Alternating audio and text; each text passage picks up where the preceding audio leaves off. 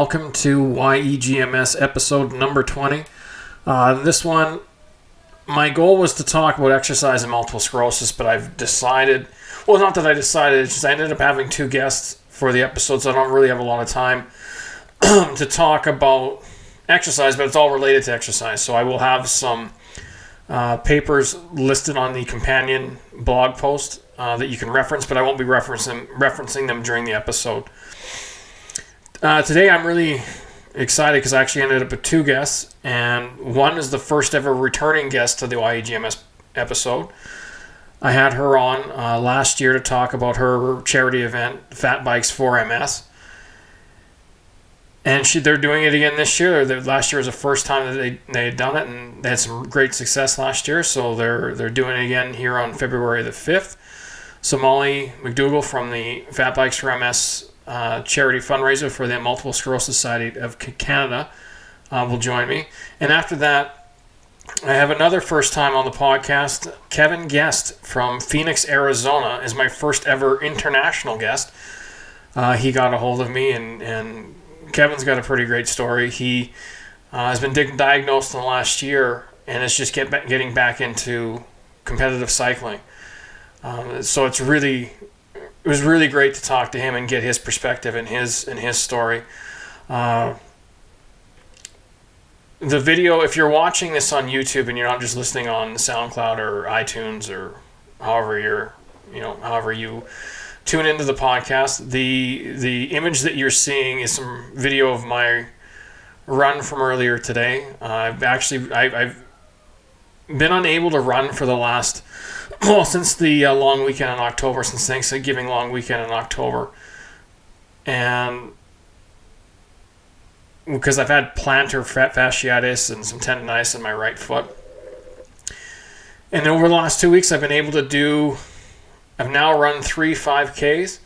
The foot's still a little sore, but it's definitely coming, and I'm excited to get back at it. I actually have a 50K ultra run that I'm going to be doing in May, and I've signed up for another 2 later in the year. So I've got to start running it sometime, and I hope that if these last couple runs are any indication, things are on the mend. So that's exciting for me personally. So on this episode, I'll just jump right into it. We have Molly and Kevin. I'd like to thank them right from the start, saying that, it's awesome to be able to have them on the podcast, and it's awesome that they want to share their stories and their events and the things that they're doing. So here's the first interview with Molly. It's an audio-only interview, but I'm going to have, for the people who are listening or for watching on YouTube, I'm actually going to have some slides from last year's Fat Bike for MS so that people can get a sense of what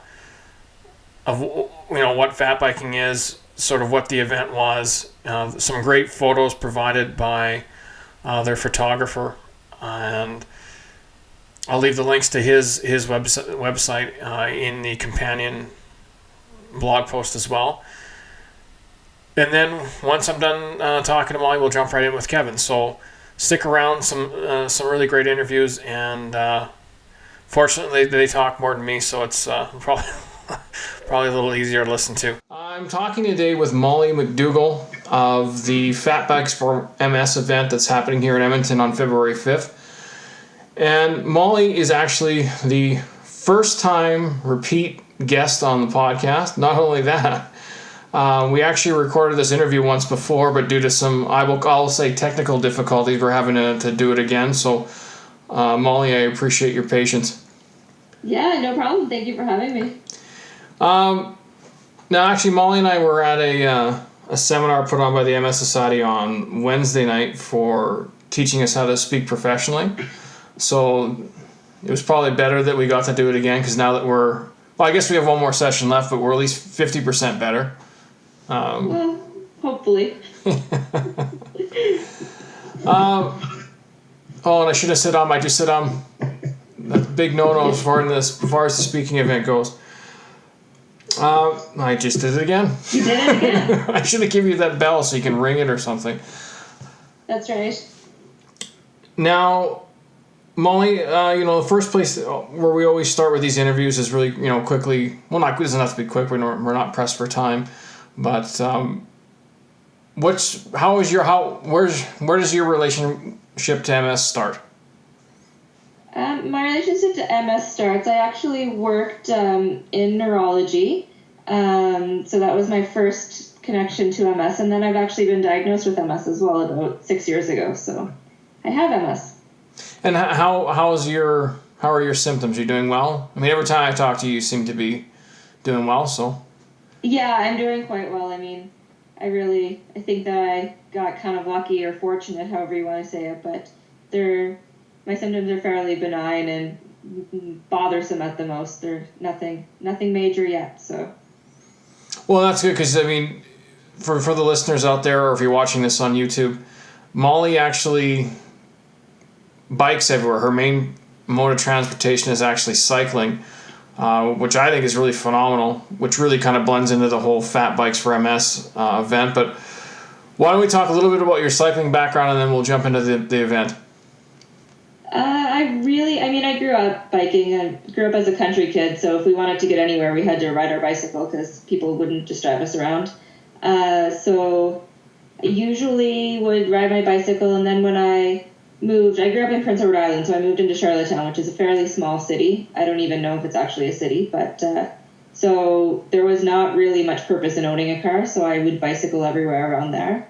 And moved to Edmonton, kind of got away from that for a little while because it's a big city, and finding your way around here on foot or bus is daunting enough. Then actually after I was about the time I was diagnosed with MS, I started commuting back and forth to work, and then my diagnosis with MS kind of really pushed me into being a little bit more active. And since then I've really gotten into some mountain bike racing. Commuting every day. I commute 10 kilometers one way a day, usually as far through the year as I can. I haven't been biking since about Christmas time because I caught that flu bug that was going around. But yeah, so, and then recreationally as well as my mode of transportation. So now, just out of curiosity, because I know it helps me, but do you find that physical activity helps your MS? I can't prove it, but I believe it. Like I can feel a difference when I'm not active. Like even when I haven't been biking, I still take exercises classes on my lunch break 3 times a week, and walking the dog and things like that. So I find when I don't exercise, I just kind of don't feel as good. I kind of get fatigued and I slog around the house and lack that motivation to keep going. So I try and keep to a pretty good regimen of some sort of physical exercise. Yeah, I find it really helps. And I know you and I think we mentioned it the last time we recorded this, but you and I were involved in a Twitter conversation with another guy a couple weeks ago talking about diet and that was one of the things that came out of it. It kind of lends into what you said. I mean, you can't prove what you do, but if you know something makes you feel better, and I think you were the one who made the point that what makes me feel better and what makes you feel better may be different, so you can't really discount. I don't think you can paint it all with one brush. So that's awesome. Right. So let's talk about the big event. Not MS, I mean. Well, I mean, if your exercise just helps, right? I mean, I don't think anyone would argue that. I'm sure. Actually, I shouldn't say it. I don't think anyone. Most people wouldn't argue that point. I don't think. But yeah, some people might, but yeah, whatever works for me might not work for other people. So yeah. Now let's talk about the big event. I mean, it's coming up shortly. I just said again. I think that's 3 times. I'm gonna start. I really gotta be aware of this. I'm trying to kick the habit for my listeners. And I'm not doing so well today, but the big event comes up here on the 5th, and this is the second annual event. So why don't you start with last year, how it came about, and then we'll get more into the details. It came about because we have a friend who's very passionate about fat bikes, and he wanted to start a ride in Edmonton River Valley because, Edmonton's winters and fat bikes in a river valley kind of just go hand in hand together. And so he talked to some other folks, and they decided that maybe doing it as a fundraiser would be a good idea. So he approached believe Michael at Revolution to get, see if we could get something going. And the SG Front Forks, which is my fundraising team for the Hinton bike ride, kind of rolled with the idea, thought it was a great idea, and we just ran with it. So, yeah, we talked to the MS Society, and they thought it was a good idea, and they were willing to help us get things going. So we just jumped full feet in last year with our first event, which actually turned out to be quite successful. I mean, we learned a lot from it, as first events always are, but we've got some really good feedback. So we decided to keep trucking through with the second one. Yeah, it's great. And you mentioned the SG Front Forks for the Hinton ride, and I know Mike asked me the other night about whether I was on the team or not, and I said, well, I think I was, because it was. I kind of invited myself via Twitter, but I'm really looking forward to the Hinton ride. It's a little bit more my speed than road biking, so. Yeah, I agree. How do you find that Hinton ride? Everybody. I find road biking boring. Yeah, I don't know. It just isn't my. But how do you find everyone I've spoken to, and I haven't actually been on the course, but everyone I've spoken about the Hinton MS ride raves about it. So it must be a really good course. I mean, just maybe talk about that for a second. It's a good course. It has a little bit of everything for everyone. There's some fire ropes, there's some single track. There's a few pavement climbs. There's not too much pavement though.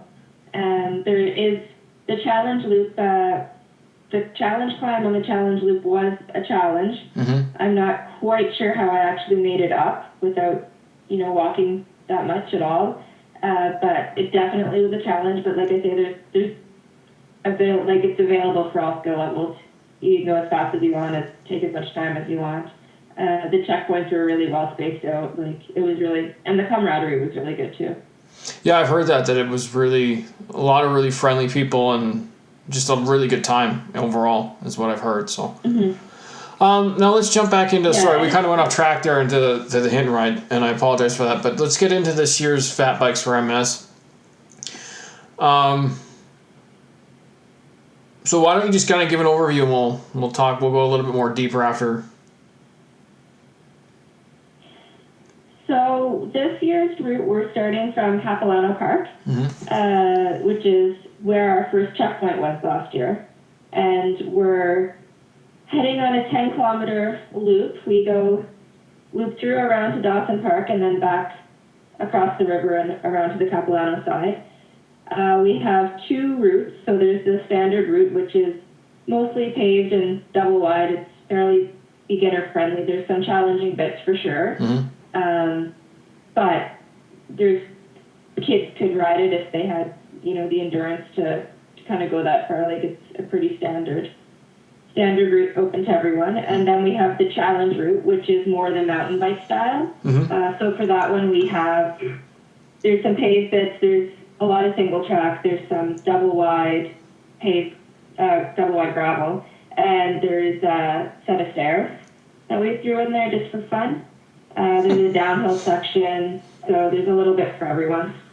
Stairs for fun. Not many people say that, but I'll take it. Well, the MS Society has, when you're designing an MS Society event, mm-hmm. they want you to have a section of it that's a challenge. Mm-hmm. Because that, helps participants understand what kind of a day could be like with MS. So you have your easier spots, and then, there's a challenge. So I designed a route this year. I will take full responsibility. I thought that would be an appropriate challenge for the skilled riders. Well, I'm doing the ride this year, so I'll try the challenge route, and if I'm at all upset about it, I'll send you a strongly worded email. Yeah. Well, now, what do you want people to know about the ride? That it's a lot of fun. We're all out there as a good team together. It's open to all ages, abilities, bike types. We recommend that you have studded tires, just because we did run into some ice last year. We had Saturday before the ride, it warmed up a little bit, and so things started to melt, and then Sunday morning it cooled off again, so we did have some ice. So if you have access to studded tires, it's a good idea. But, don't limit yourself if you don't. Just if it's icy, we'll have to be cautious. We have some wonderful food going to be provided by OJ's. I believe they're having pulled pork and some other items.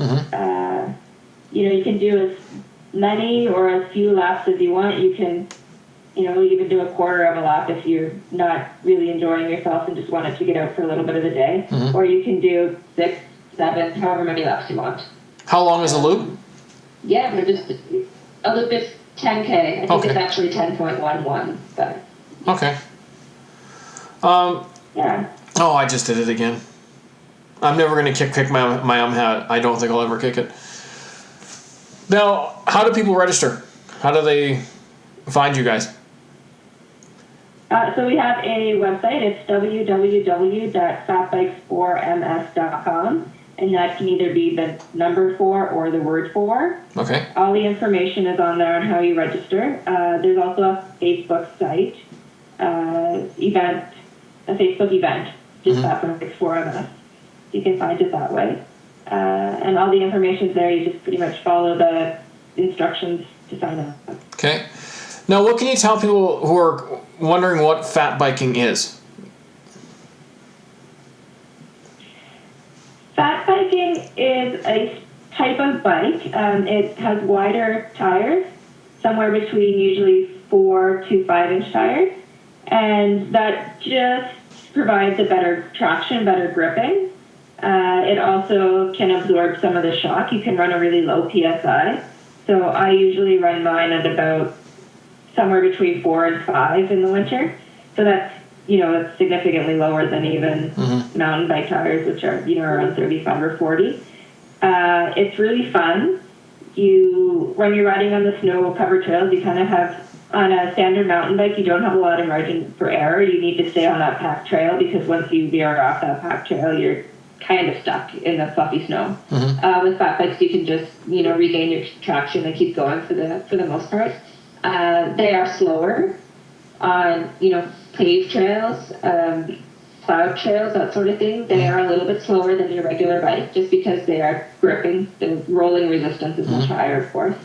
But on the single track and snowy conditions, they're just so much fun. Like, I don't know. I don't think you can get on a fat bike without having fun. Like, sometimes when I was first on my fat bike, I sing the A.W. Bear song in my head because I just felt like I was just, trolling along. And, yeah, it's a lot of fun. Now, if somebody's listening to this and they want to get involved, what are the sort of the fundraising goals? First question. Yeah, for the fundraising, is there a minimum amount they need to raise, or is it just signing up for the fee or? It's just signing up for the fee. Okay. If people want, they can definitely fundraise. We won't stop people from doing that, but the fee is a $50 fee. And that includes your event registration, your package when you show up, entry into our door prizes, your food from Original Joe's. And then we also have an after party at Fargo's. And Fargo's is just up at the top of the hill from Capilano Park. And they've actually offered to donate $1 from every drink sold to the MS Society as well. So. Oh, nice. It's pretty generous of them. Yeah. And again, on the same lines, if somebody's listening and they think, well, I don't have a fat bike, what do you recommend? Well, you can rent a fat bike if you're interested in trying one out for the day. There's various shops throughout Edmonton that are renting them, but of course Revolution Cycle is a sponsor of ours, so we're going to tell you to go Revolution Cycle first. If you have a standard mountain bike, you're definitely welcome to ride that. Like I say, unless you're a fairly experienced winter rider, and I would suggest staying to the standard route if you're on a regular mountain bike. Or you could try a bit of the challenge route and see how you're feeling. You could, if you're an experienced rider, ride on, a smaller tire bike, but I think if, people are riding in the winter for the first time, definitely to have a mountain bike or rent the fat bike. Okay. Or if they're not interested in biking at all, we do need some volunteers, so that's another option as well. I just did it again. I'm going to have to give myself shock therapy. I just did it again. Now, is there any you just others? You're conscious of it. Yeah, I know. Is there any other, other than the website, is there any other social media that people can look at or follow?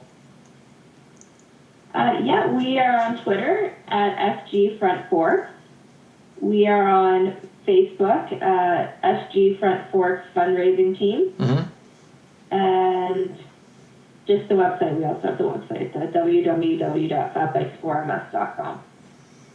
Okay. Do you have anything else you want to add? Any closing thoughts? Any other things you want to say? No, just that if you're in the Edmonton area, you should definitely come out and give it a shot. It's a lot of fun, and we'd really appreciate to see as many people as we can out. Awesome. Molly, thanks again for doing this again for the second time. I promise I won't delete anything by accident this time. And that's Molly McLeod from... No worries. I guarantee. I'm just gonna, I'm gonna lock it down. I just did it again. Anyways, Stop thinking about it. Molly, thank you again for talking to me and being on the podcast. The event goes on February 5th from 10 a.m. to 4 p.m. It's the Fat Bikes for MS. Molly, thanks again for doing this. Yeah, thanks for having me. Okay, and I will see you next Wednesday. I'm free. I'm free by next Wednesday. I don't know. We'll hold you to that. Okay. Thanks again. Thanks. All right. Good night. Bye. Today with Kevin, and Kevin's my first ever international guest. International.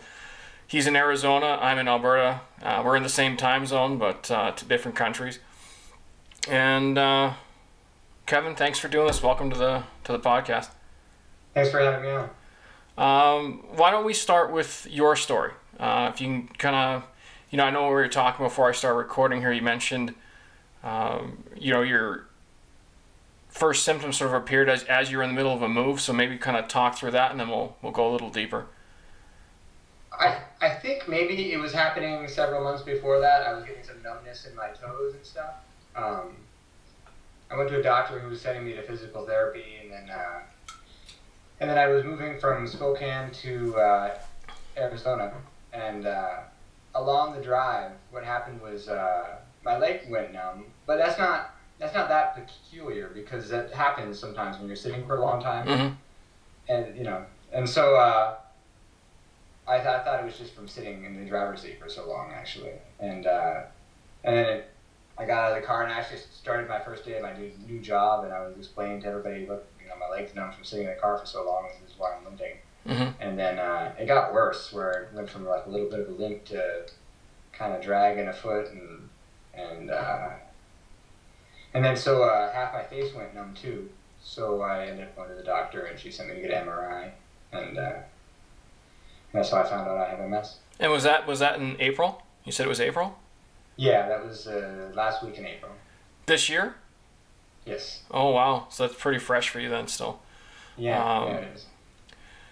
So, and I know when you'd reached out to me the first time, you had mentioned that, you're not just an athlete, but you do some, I don't know if hardcore is the right word, but hardcore for most people anyway. So why don't you take us through kind of your athletic background? Well, I'm a Cat 3 road bike racer, which it's not like, so with road bike racing, you have your different levels of amateur road bike racing, and it's not anywhere close to becoming professional. It's just, you've moved up a couple levels since you started. I was doing that for about 5 years. Okay. And I'm also, I do some marathons and trail running and things like that. I have a couple 24-hour mountain bike races and long distance mountain bike races that I also do. Yeah, a buddy of mine, he does.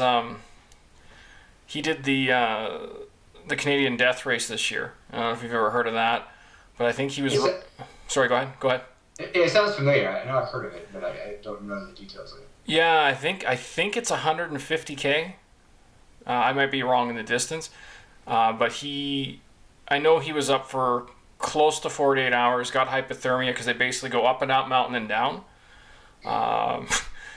So I thought running 80K was, on very flat prairie was it's a lot to take on, but that was maybe one day. That's all I'll say about that. Maybe one day. Yeah. So how are you feeling now? Like, how are you doing with exercising now? What's your routine? I'm just now kind of getting back into training hard on the bike. It took, after I was diagnosed, I did the steroid treatment. Yeah. Where they get the inflammation to go down, and then they got me on Tecfidera, and so it took a month or so before, I was walking again, but I could still just feel there was something different about my leg, and it took a while for the numbness in my face to come back. Yeah. But it took a couple months. Plus, then at that point in time, it had gotten really hot in Phoenix, and I've been told, at least by my doctor, you should, avoid overheating. So I didn't get out much for a little while until it started to cool down.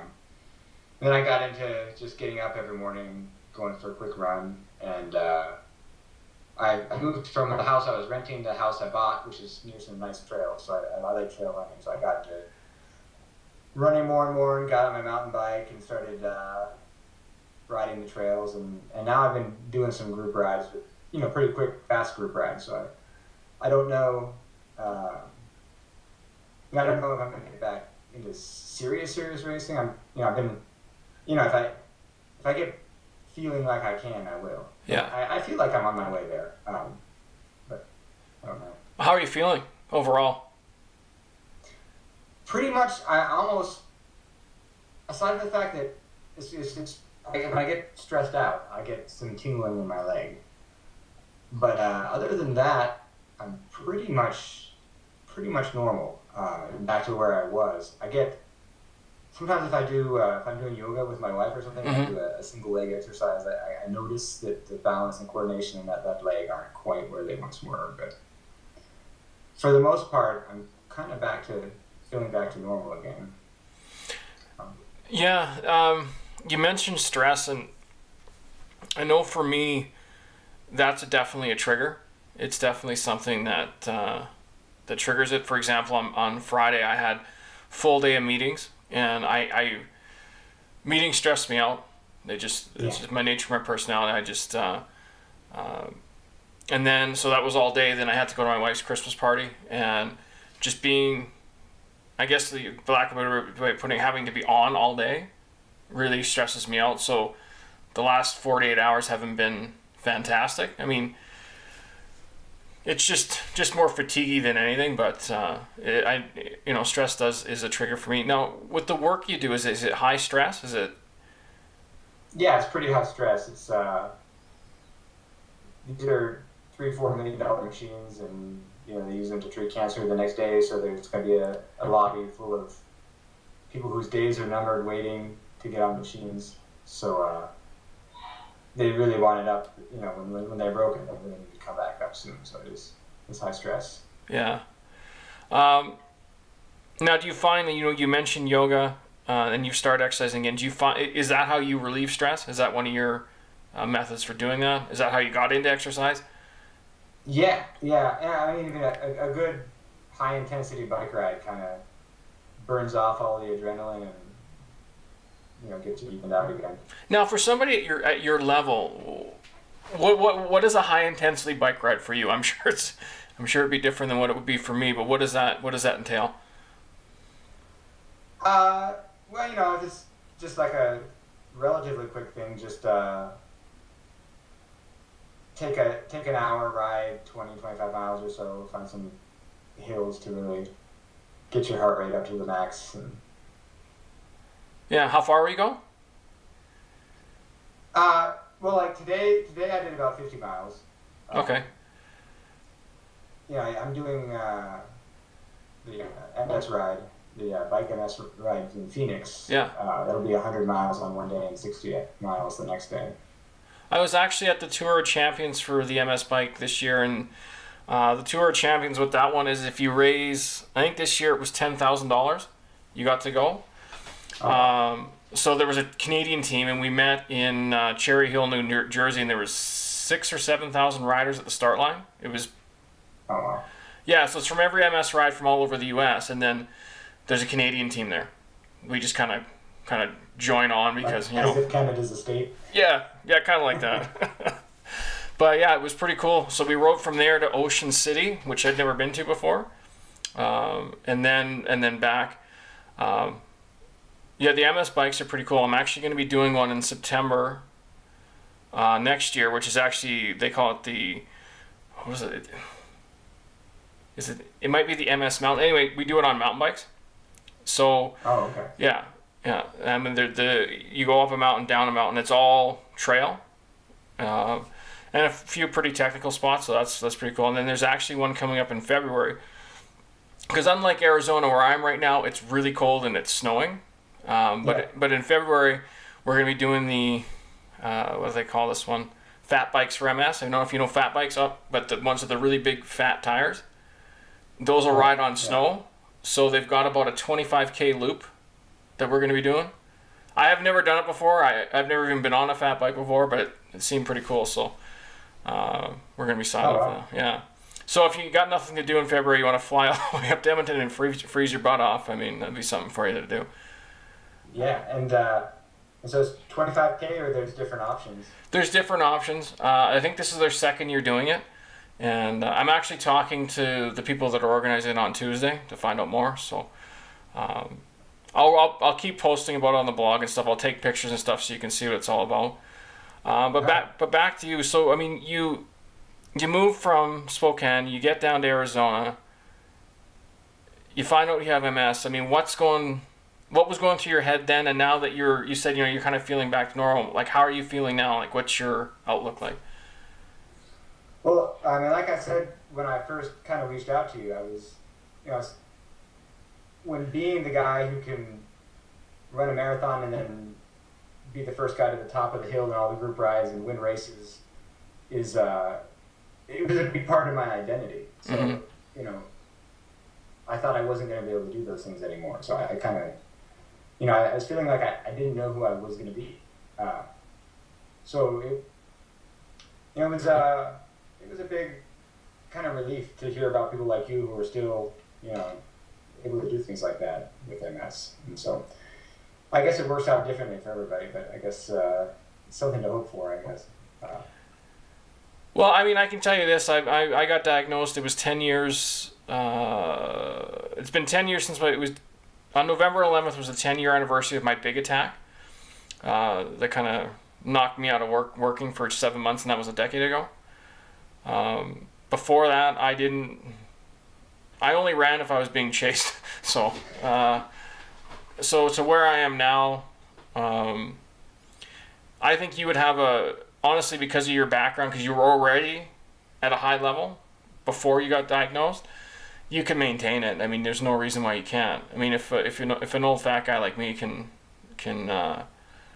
run ultras. I mean, I don't run them fast, but I get them done. That's what I tell people. So, I mean, I just turned 40. I mean, I'm looking at you through the computer. I would think that you're somewhere in your 30s anyway. Yeah. I'll be 37 in a few months, but. Oh, so you're not that much. You just look younger because you're in better shape. Well, I don't have a beard right now, so. Yeah, well, when it's snowing like this, you got to keep your face warm. So. Yeah. Have you had much contact with other people with MS? No, not at all.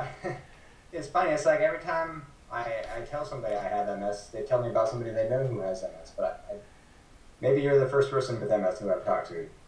Really? That's cool. Yeah. So you're going to start doing the MS bike? Yeah. I signed up for it last week, and I've been trying to raise money. Well, I can tell you, I mean, not the one I did last year, but the year before, a friend of mine, Dave, who's actually been on the podcast as well, he had never been on the bike before, and so we ride the 3 hours to do our first 100K or whatever. We go to the finish line, and the whole time him and I were riding together, we were just talking about hockey and this and that, and we could have finished a lot faster if we were paying more attention, but we were just enjoying the ride. But at night, and I think all the MS bikes are structured the same way. They have like a party that night where everybody sits down and has a meal and they have speeches and stuff. And he was really, really overwhelmed walking into that room because there was 20, like the ride that we go on, there's about 2,000 riders. So he walks into this big exhibition hall, and there's 2,000 people there. and he just felt really overwhelmed just because of from the feeling the support. And I know for myself, I didn't reach out to. I never spoke to anybody with MS on purpose. Well, it would probably been at least 5 years of being diagnosed before I reached out. So you're, yeah, which is weird because of what I'm doing now. But when I initially got diagnosed, it just wasn't. I don't know if it was denial or what it was, but it's nicer to know people with it. I'd say that. Yeah. Sometimes you post. There's like a MS forum on Reddit and stuff like that, and I started reading things that people were writing on there, and it's kind of scary actually, because people are further progressed and maybe not doing. I think the people who end up having time to sit around and be on their computers all the time are people who aren't working, and maybe they tend to be in a worse condition than maybe what the average person is. One of my first experiences when I tried starting to reach out was on Reddit, and I had the same experience. Anything that I would write would get, voted down, and I just found that there was a lot of negativity there, and it just didn't suit me. It didn't suit the way I'm approaching it. So I haven't been back since. So yeah. Do you have a family history with it? Anybody else in your family? No, none at all. No, it was a complete surprise. How much did you know about MS before you heard it from the doctor?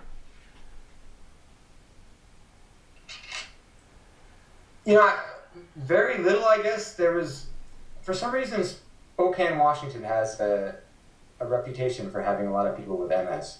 And so, like, on the local public radio station, actually, just like a month or two before, I was listening to I think it was a podcast from the local public radio station about MS in the area and what MS is and that type of thing, and why people think there's a lot of it in Spokane, Washington. But that was, I knew it seemed to have something to do with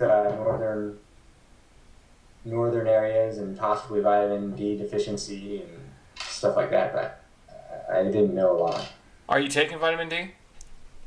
Yeah. I mean, my neurologist has done. I'm doing Tecfidera and vitamin D. Yeah, I'm a Tecfidera. I started with Capaxone, and I got switched to Tecfidera I think 2 years ago. Much prefer it because it's just a pill rather than having to give yourself an injection. So. Yeah, it's not a big deal at all having to just take a pill every morning, every night. But. Yeah.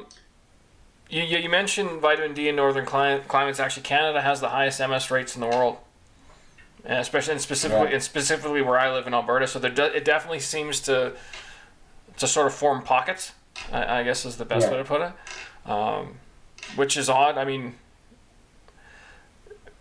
why that would be? I mean, hopefully they figure that out. So, now you mentioned to me that you're married, and how is it for your wife?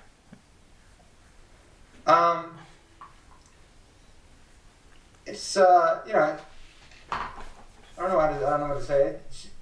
She's taking it fine. She's trying to be supportive, and so far it hasn't knocked me out of work, and I'm not unable to do things around the house and things like that, and so life has kind of gone on fairly normally as far as how marriage goes.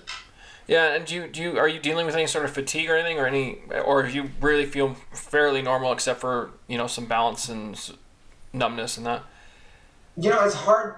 Every now and again, I'll be driving like in the afternoons, and I'll have to it'll be a struggle not to fall asleep at the wheel at 3 p.m. on a night when I know I got plenty of sleep, and I debate with myself about whether this is just a bad day or whether this is because of MS.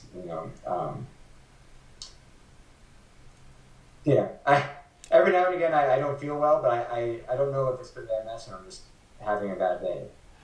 It is kind of it really kind of messes with your mind a little bit, doesn't it? That you're wondering, is this the disease? Is this me? Yeah, so it's hard to tell.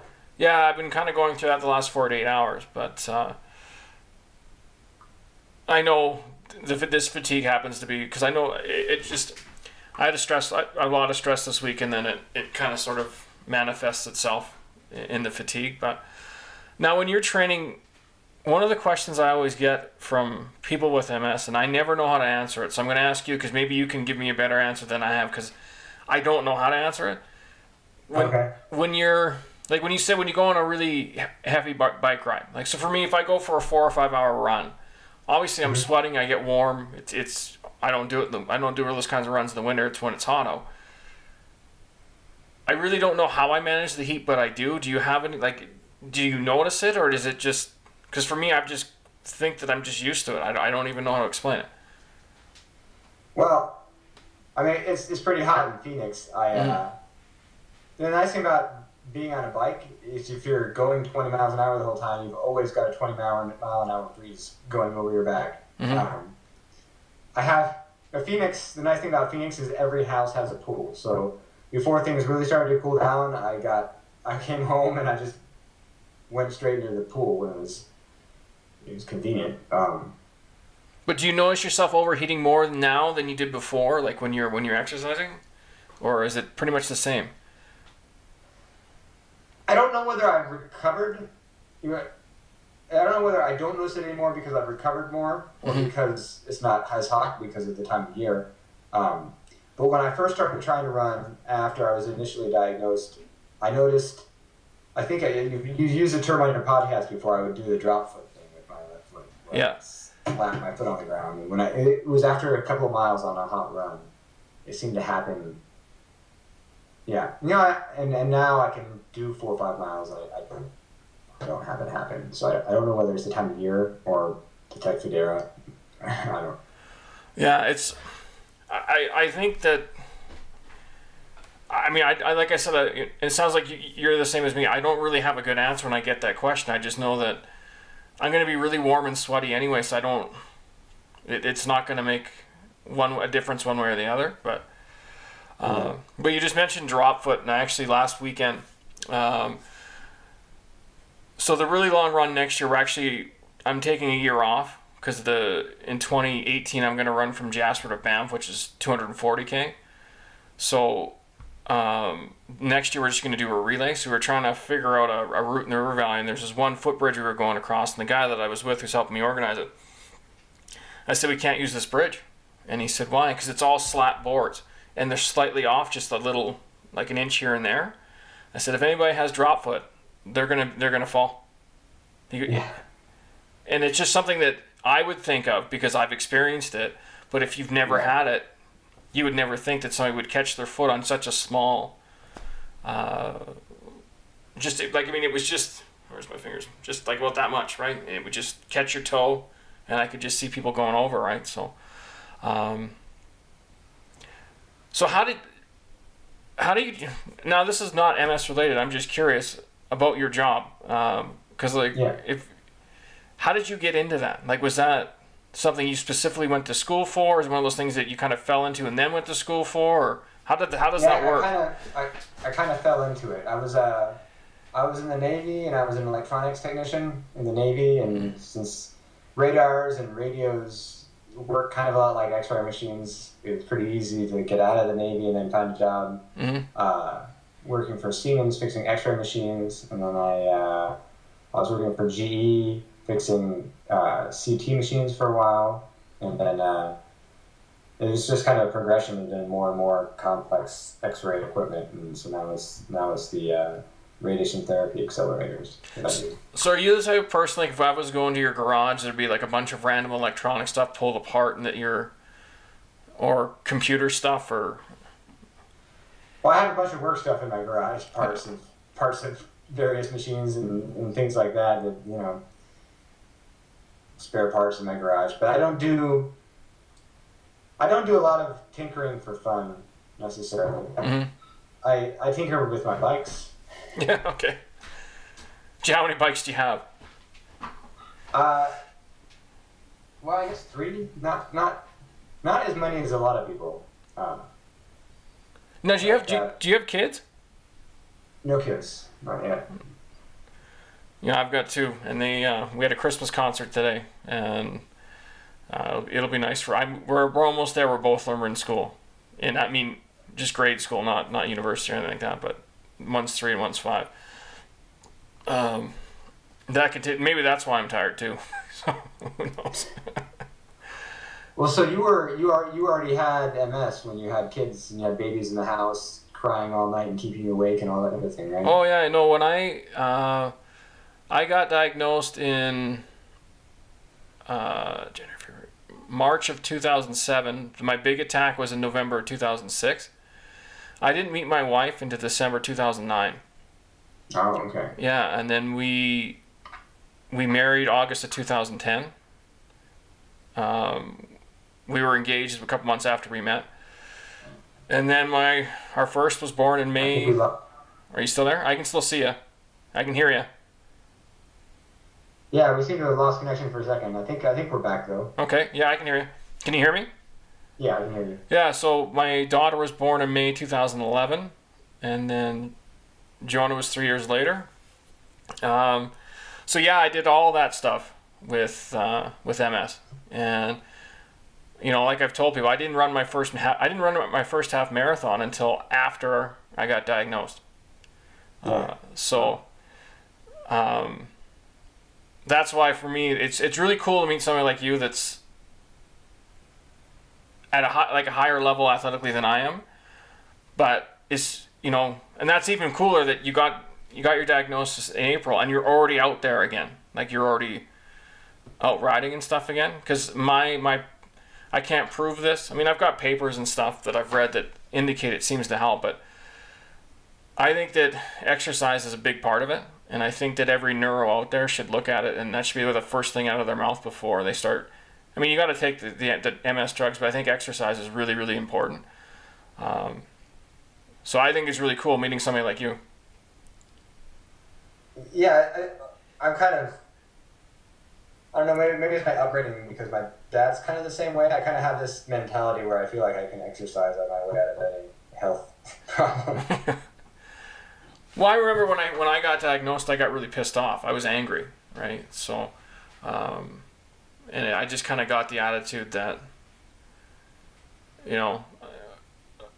if this is how it's going to be, well, I'm going to go out fighting. This was kind of my thing. So far, it's paying off, but I mean, every day you wake up every day and I'm just thankful for that day. How now your larger family, parents, siblings, how did they take it? I mean, they took it well. I don't, because, well, my parents actually live in pretty close to Phoenix, so my dad came down when I was initially diagnosed. I went and got my MRI, and then there was some concern that I might have Lyme disease, so they also sent me, they admitted me to the hospital so I could get other testing done and so I could have access to the right specialists and stuff. Mm-hmm. And so while I was in the hospital, my dad came down and he was just supportive, and it's been they support me as much as they can. Yeah, I think it's hard for people to, if they have no experience, it's hard for people to even understand what you have. You know, like if you break an arm, it's pretty obvious. You got a cast on, right? Yeah. These neurological disorders, it's not. You don't have, to look at you. Nobody would say, "Hey, there's," nobody would know, right? But meanwhile, you've got all this. Then there's all the mental stuff that gets loaded on top of that. Like, how's your mental health been? I mean, so you seem good, but I'm just saying you must have gone through some stuff in between now and April. So. Yeah, well, I'd say the first month or so was pretty depressing. Like I said, I was just kind of just feeling like I lost my whole identity because it's just, that's who I am. I'm the mountain biker and road racer and runner. And I thought, who am I now? So that's what I dealt with the first month or two. But once I kind of realized that wasn't going to be the case, that I could still kind of be myself, then I started feeling a little bit better. Do you think a part of your identity could be, and I'm just throwing this out there, but now that you have MS, it's kind of cool that you could still be that guy. Like, you could probably still beat most people up the hill. Yeah. Right? Yeah. So, you know, that in itself is really, really cool. Like, just looking at you, I can tell you, if you and I went for a run, you'd kick my butt all over the place. I get there. You'd have to. Depends on how long it is. Well, okay, fair enough. But if it's anything like a regular marathon and under, you're gonna want to bring a lawn chair for the end for me. You know, to wait for me to get there. I'll get there, but not as quickly. But I think that's kind of cool that. You know, that's why it's awesome that you came on the podcast, because I know that a lot of people think with MS it helps to motivate people to know there's people from our community that are doing this kind of stuff, right? Yeah. And you know, there's one thing to see me doing it, which is not always pretty, but I get it done. But like, you know, somebody who's, you know, at that next step, that next tier. Yeah. Now, anything else we need to cover? Is there anything you want to talk about? I can't. Yeah. I don't really have anything in particular that we haven't talked about, I guess. Do you ever mountain bike? Oh yeah, probably 3 times a week or so. Do you downhill, or are you like kind of like an all mountain type guy? Yeah, I do cross country mountain bike races and some endurance races. No, the kind of downhill. I actually have a downhill bike. Okay. Yeah, no, and there's a place I go in the Rocky Mountains where they actually take you up in the gondola. Yeah. Oh, yeah, okay, because your bike's there. They take you up in the gondola, and because my downhill bike, it's got 5 speeds, and it's too heavy to ride around normally. You get off the gondola and you just go. It's like being on a ski hill. Yeah. They do that in like in Spokane at Schweitzer Mountain and things like that. Oh, it's heaps of fun. I haven't been able to go. Haven't been gone for a couple of years because we decided to have kids, but my bike's still in the garage, and I look at it every now and then, and you know, rub it with a. I tried it on my cross country bike, but it would help to have the long travel full suspension and stuff like that. Well, is your cross country bike, is it hardtail or do you got full suspension? I couldn't quite see. It's hardtail. Yeah, I've got the same thing. I got a front, you know, I got shocks on the front on my regular bike. Like the bike I use for the bike tour, I don't have a road bike. I just ride my mountain bike with the front suspension. Yeah. So people can hear me coming with those knobby tires from ways away. It's pretty safe. Oh, is that on pavement? Oh yeah. With a knobby tires? That adds some muscular endurance to push those tires. I'm never in a hurry, you know. I'm just never. That's what makes me good at distance running, 'cause I'm not in a hurry. I understand that I'm going to get there eventually. So did you, like, all your life grow up in Spokane, or that just where you were before Arizona? No, that was. I actually grew up in Prescott, Arizona, which is a couple hours north of Phoenix. And then after I joined the Navy, I ended up in Spokane. So most of my adult life was in Spokane. But my childhood was in Arizona. So I guess I came back home, sort of. Yeah. I actually was on the West Coast Express. Oh, still there. Sorry, my monitor went to sleep. I was actually on the West Coast Express going from LA to San Diego in January with a guy from Spokane. Oh, really? Yeah. And I don't know if I don't know if you've heard of the Spokane Chiefs, the Western Hockey League team. Yeah. I've been to a couple of their games. Oh, okay. Well, I grew up in Kamloops, and they're in the same league. And we ended up talking about junior hockey on the West Coast Express, and the people around us are just like, "What are you talking about?" Because we were in, you know, in those cars, you can overhear what people are talking about, and then the guy from Spokane, he looked at those other people and said, "Well, I have to excuse him. He's Canadian," and they're like, everybody just kind of nodded, "Okay, hockey, okay, he's Canadian." So it's kind of funny, but well, Kevin, we've gone about half an hour, so that's perfect for an interview. Okay. Is there anything else you want to add, or any things you want to plug, like social media things, or? No, I mean, no, just I guess the bike MS ride. Other than that, You know what's cool about that? If you raise enough money this year, I'm actually going to be at the Tour of Champions in Texas next year. oh really? Yeah, because I've raised enough this year to get down there. So So $10,000 is what you needed. yeah. I'll see what I can do. It's only been a couple of days. I got $200, so if I've got a few more months. So Yeah. Well, give it a shot. That'd be kind of cool to watch you kind of go off in the distance, and then I'd catch up at the end. So, yeah. Well, if I end up getting to that level of fundraising, I'll definitely send you an email. well, the easiest way to do it is to run a really ridiculous distance, and people they give you money. Then it's a weird way to do it because that's actually how the really long run came about. Is I do the MS ride every year, and there'd be like a grandma who would raise like $3,000. I'm like, you got to be kidding! Like, how do I? So I came up with that plan, and it worked. So I was looking at the leaderboard, and the person who's raised the most money so far is she's an Ironman triathlete who finished an Ironman a day before she was diagnosed. So I don't know. wow, She seemed to have gained some notoriety because everybody's donating to her.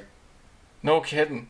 Yeah. See, that's why I got to run 240 kilometers for the next one. Like, I got to keep making it more and more ridiculous, because otherwise, and it was even like that this year. It was like, you've already done that.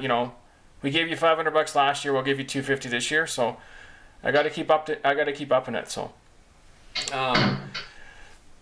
but anyway, I'm gonna hit stop. This is a good place to stop, Kevin. I'll talk to you off once I stop recording here. But I just want to say thank you very much for doing this. I think just by putting your story out there, it helps people. And Well, thanks for having me on. those are my interviews with Molly McDougall from Fat Bikes for MS and Kevin Gest from Phoenix, Arizona. Both great MS warriors, both with great stories to tell. And it's phenomenal for me to be able to talk to people like that and interact and share. And it really it motivates me. It really helps to know that there are other MS warriors out there that like to get active, like to get out there, and aren't afraid to try. I think that exercise is vital for people battling the disease, and whether you're, if you're mobility challenged, maybe your physical activity isn't road bike racing, trail running, or even trying a fat bike. Maybe it's just learning to get up and walk around your house, and maybe one day you decide to walk to the end of the block, and then you build from there. I just said up again. But I think that being active is vital, and I don't think it's just physically. I think mentally, there's it definitely helps your mental well-being and how you feel about yourself and how you feel about your disease. So once again, I really thank those guys those two for coming on the podcast. It's important that people with MS hear stories like that, and that they can, and they're shared with other people to motivate other people to get up and challenge themselves. In closing, for the people that are watching this on YouTube and aren't listening, the video that's kind of scrolling in the background right now, it's just my kids and I went out skating today, and my son's pushing a chair on the ice because he's still learning how to skate on his own. And my daughter's moving around pretty good now. We had a great day just getting active. So I went for a run in the morning, went skating in the afternoon. I'm dog tired right now. It's time to wind down. But thank you for joining me for episode number 20 of the YEG MS podcast. I'll just, a few housekeeping things. I'm trying to put one of these out a month. Right now, my professional life is busy, my home life is busy, and I wish I could be on more of a regular schedule, and it's unfortunate that I can't, but it's kind of the hand I've been dealt at the moment. I am going to continue to do these. I really have fun doing it, and now that I have a couple hundred regular listeners, it really feels worthwhile to do it. So expect another one in February, and if I can put out more, I will. Actually, I have a guest lined up that I need to get organized for the February episode, and I apologize that this one took late into January to get out, but again, this I need to. It's like everybody else, I got to pay bills, so my work becomes before getting this stuff done, and it is what it is. As always, if you want to find me online, you can find the YEG podcast on SoundCloud, Stitcher Radio, iTunes, and YouTube. Just search YEG MS. If you want to find me on Twitter, ownms.com1, OWN ms.dotcom1. You can find the blog at ownmultiplesclerosis.com, and you can also find Own Multiple Sclerosis on Facebook. If you're interested in the really long run to endms.ca. If you want to find Fat Bikes for MS, it's fatbikes4ms.com. Great event. Hopefully they just kill it this year. Hopefully they destroy last year's numbers. That would be excellent. So until next time, thank you again for joining me on the podcast, and we'll talk to you all soon. Thanks.